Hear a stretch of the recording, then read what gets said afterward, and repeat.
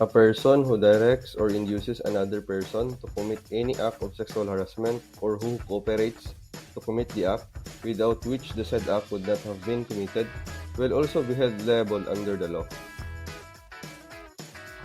The employer or head of office is required by the law to prevent the occurrence of sexual harassment acts and to provide the procedures for the resolution, settlement, or prosecution of sexual harassment.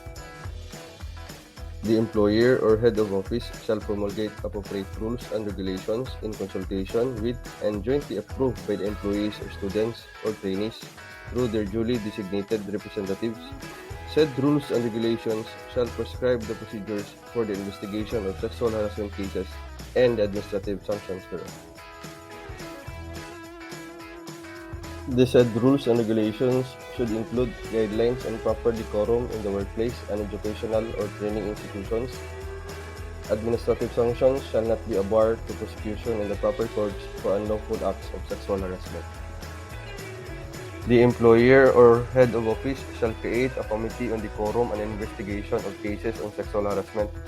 The committee shall conduct meetings, or as the case may be, with officers and employees, teachers, instructors, professors, coaches, trainers, and students, or trainees to increase understanding and prevent incidents of sexual harassment. It shall also conduct the investigation of alleged cases constituting sexual harassment. In the case of work-related environment, the committee shall be composed of at least one representative each from the management, the union if any, the employees from the supervisory rank, and from the rank and file employees.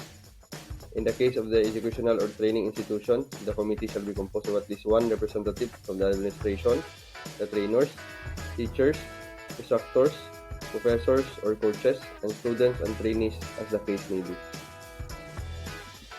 The employer or head of office, educational or training institution shall disseminate or post a copy of RA 7877 for the information of all concerned.